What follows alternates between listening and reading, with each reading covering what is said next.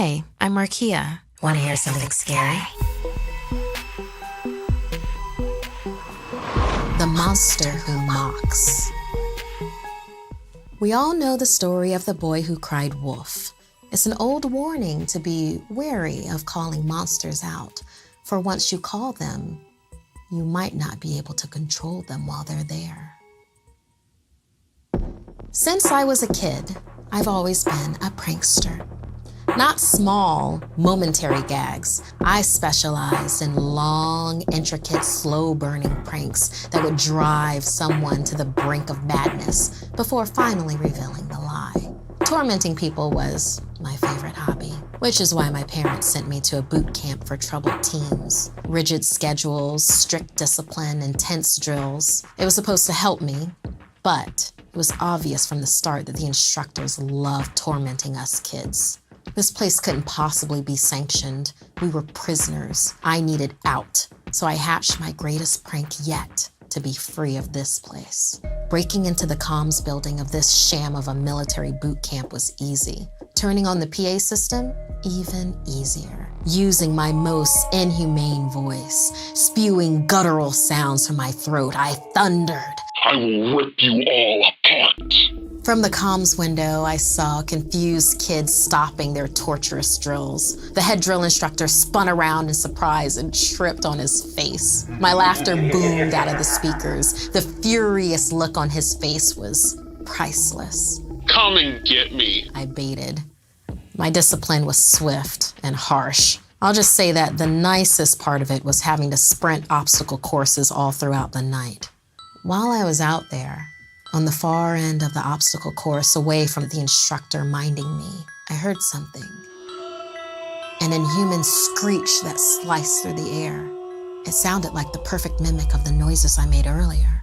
At the tree line, I saw it. A blank-faced creature with sharp claws and an open mouth, a smirk twitching its face. In the blink of an eye, it was right in front of me, towering over me, teeth gleaming, drool dripping onto my face, hunching over, limbs bent at odd angles. It reached out, held my face as it spoke to me.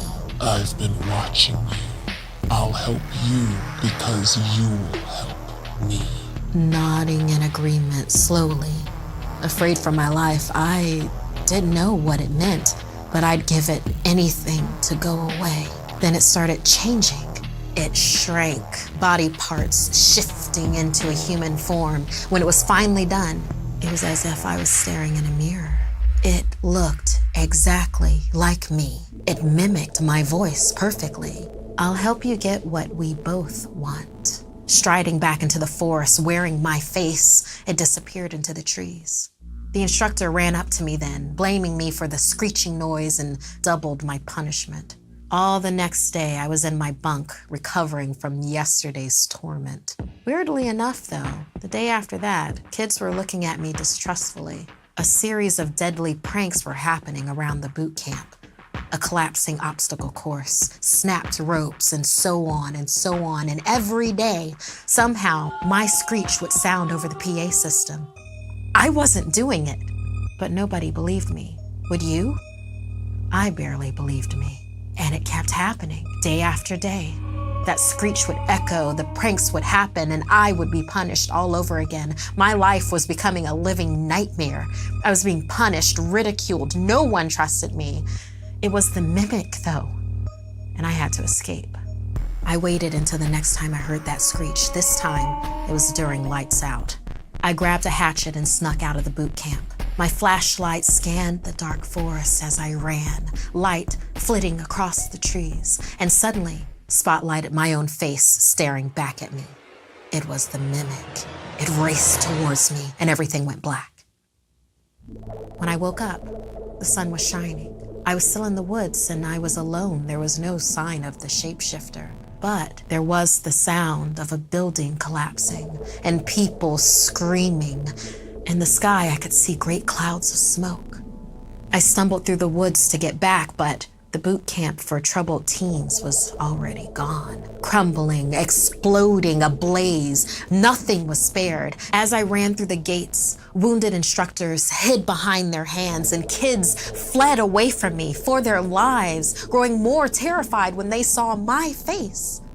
"Please don't eat us," they begged. "Monster," they cried. I was too stunned to speak. It wasn't me. It was the thing that had used my face.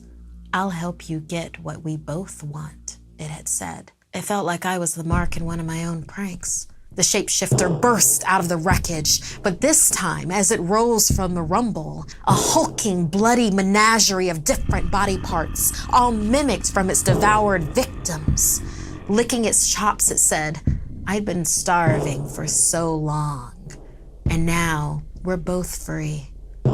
Striding past me, it vanished into the woods, leaving me behind in the wreckage that it had left.